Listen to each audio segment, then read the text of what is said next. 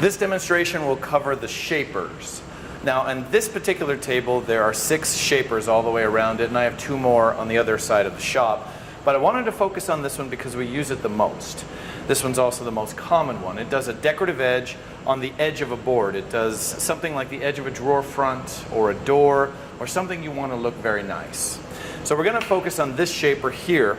Things about the shapers. This is called the head, the cutter head. It's simply a blade about this big around, and they differ in thicknesses, of course, and it just spins around really fast. It's very sharp. And you take your board and you run it across the blade. So some other things about it, there's a push stick, which not all of them have, but this is the push block for this one. And here's, whenever you use a shaper, we need to make sure the sawdust can vent out. So we have these little gates put in. You want to make sure to pull the gate out before you start, otherwise you get a lot of sawdust piling up here. Now on a shaper, sawdust is really bad because if you get a lot of sawdust here and put your board on top of it, the board is actually a little bit off the table. It is thicker, or at least it appears thicker than it should. It's not all the way down, so your cut here will actually look a bit wavy. Now on shapers, it's kind of nice. If you run it across and you don't like the look, you can just simply go over it again and clean it up. So once is best, twice is okay. Because each shaper differs a little bit. You try not to go over it many times. Especially one like this, it actually will shave the edge off. It makes it a little bit narrower each pass by about a 1/64 of an inch.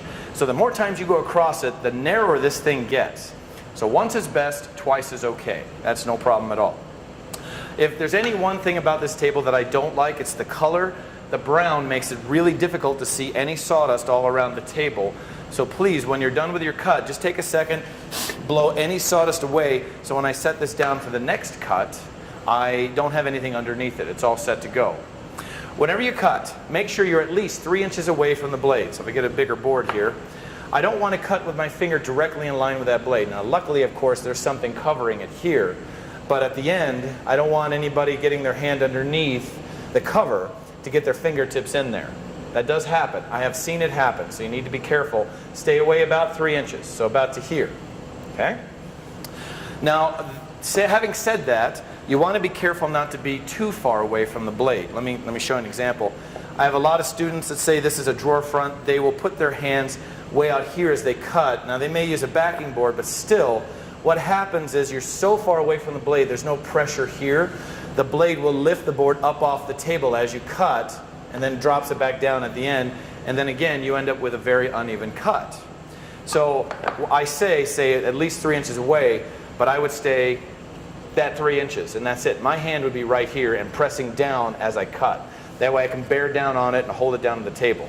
This gives you no pressure at all, and it doesn't look good. Let's see, when you're cutting, I don't tend to stand right here because it's difficult to go across your body, kind of like the jointer. You don't want to go across, that's hard, use a lot of upper body. If again I'm standing behind it a little bit, then I can put here and just kind of step and lean just a little bit. I don't want to lean across, anything dangling could get in there, but just one little step and I can do it go across the blade. I also don't want to stand directly behind for the same reason as a table saw or any other machine.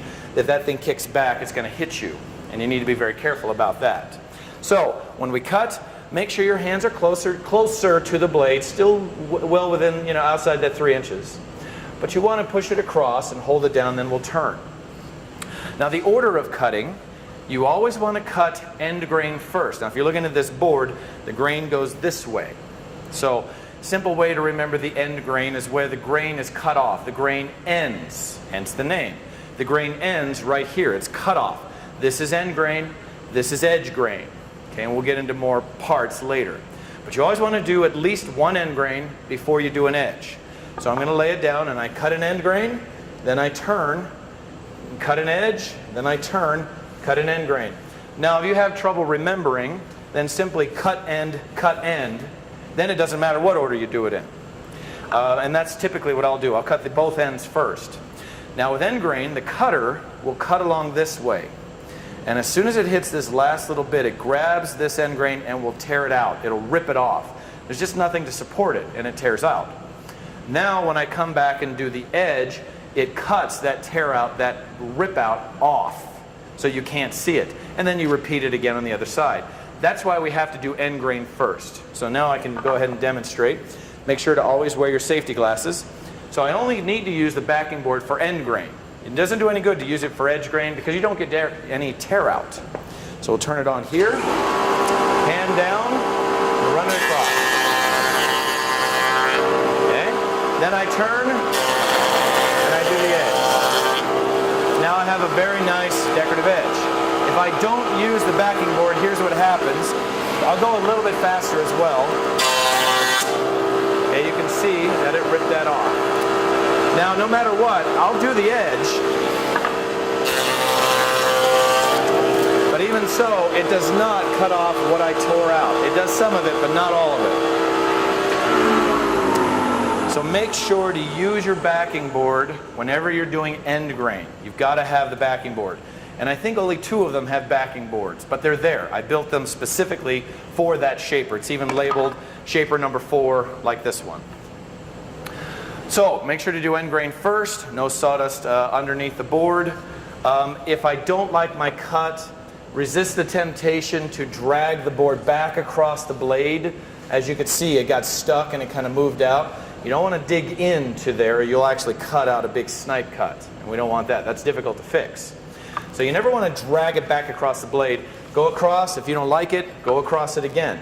But the other mistake that happens a lot, especially on this one, is a student will cut the end.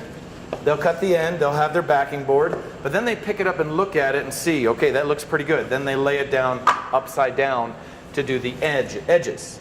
Then they cut the edges and then they realize what they've done. If you do that, usually you'll just have to throw it away and start again. It happens fairly consistently. Now, some other things about the shapers. Some of them have power feeders. It's a machine here that actually will feed the board through for you, which is really nice. I have one on the other side, which I'll demonstrate in just a moment. But all of these shapers, there's 6 of them, they have one specific job, and they do it very well. So you need to make sure you're using the right machine for the right operation so you don't mess up your wood. If you have a narrow piece like this, if I'm trying to shape the end, you need to make really sure that you've got something behind it. It is just too easy to move like this across. And that's for any shaper. Anything shorter than 6 inches wide. This one is about 6 inches, almost exactly. Maybe about 6.5. This one is about 2.5. Anything less than 6, you've got to have something, a backing board or a miter gauge, to back it up so it doesn't move. So now I can hold it here, push it across, and I get a good cut, like so. Hold it tight and just across. And that's it. But that prevents it from moving and me getting this wavy cut at the end. So anything less than 6, use a backing board. So now I'm going to take a few minutes and demonstrate the power feeder and show you a few of the other shapers and what they do.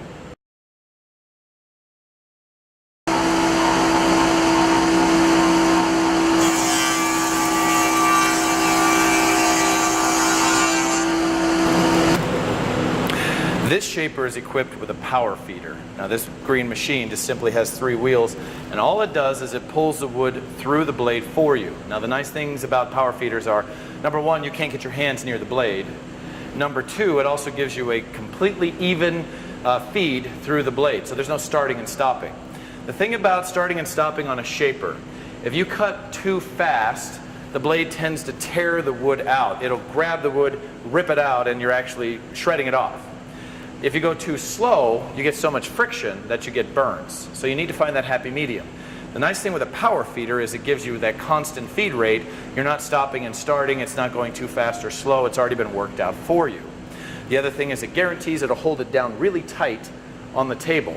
As you go through a shaper, you got to have it tight down against the table, no sawdust underneath like we mentioned before, and tight against the fence so that it gives you the even cut that you want. Now in this case, power feeder is turned on with a separate circuit. Right here on top, you simply turn it clockwise to number 1. That's the slowest speed. You don't want to go too fast, so number 1 is as fast as we want to go. And then take your board, put it against the fence, and you're going to hold it until my hand gets to the very end of the power feeder. Even though it'll grab it and pull it away from you, keep your hand on it until I have to let go. Obviously you don't want your hand underneath there, you'll get pinched. But you want to keep your hand on it because every so often the feeder will still move it away from the blade of hair and you'll get an uneven cut. So keep your hand on it till the last second. So we turn it on here, push it in, and I just hold the back until I have to let go, and then it pushes it through. And I can turn that back off, and it gives me a nice, even, and clean cut. Now this one happens to be for a door. It does a stile and rail. These two kind of work in tandem, and they mate together. So this is one that we'll use when we do a door, as well as that one. Some of the other shapers on the table, let me show you what they do.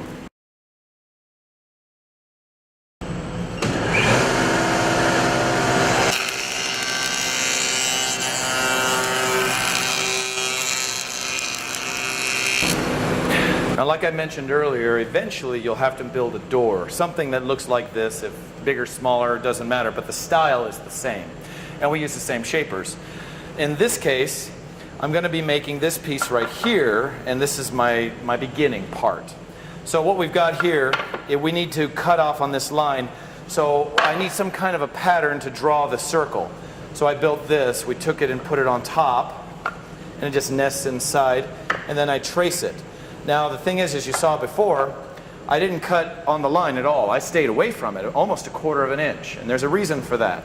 We want it perfect, so if I build a pattern perfect, I can match it with what's called a flush trim bit. This has a bearing on the top that spins freely, and then a straight bit below it. So all we need is that pattern, nests inside. We open up the gate so all the sawdust can go that way, and we can shave it. This ball bearing will ride along the pattern, the good one, and it'll match down below what I have on the pattern. So we just turn it on.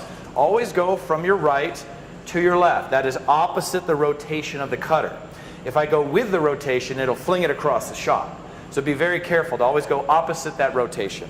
So put it in on the very corner here, and then right across. And by doing that, we now have a perfect match to my perfect pattern, and that'll fit beautifully in the door.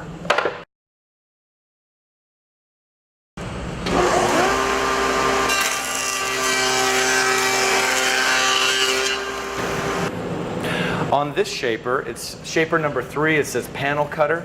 Again, on the door, we have this big scoop cut. So this is a solid piece of wood in here that we did a decorative edge, and there's a little bit of a scoop cut on the back as well. So we have this shaper to make it. Now, of all the shapers in the shop, the beginners especially, they can use all of them except this one. And the only reason is because the shaper bit is about this big around and about that tall, and it scoops out and shaves out so much wood that if anything goes wrong, there's just too much possibility of an injury. But here's how it works. Once you get the pattern set up, and we'll just do a rectangle here, we simply run it through the shaper. But this thing is on a hinge that helps to hold the board down so it doesn't rattle up and down. So you simply turn it on, pull the gate out, and I'll show you what it does.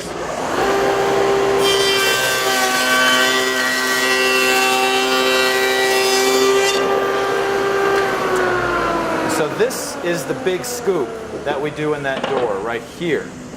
And I would do it all the way around. So it needs to be big enough so that it doesn't wobble around the place, which it is. It's plenty big. But in this case, as you can see, it leaves all kinds of sawdust all over the place, and it's really easy to put your board on top of that, and then you get an uneven cut. So of all the shapers, you can use them, just not this one until you're an advanced student. Then I will give you an option if you would like to use it or if you want me to do it.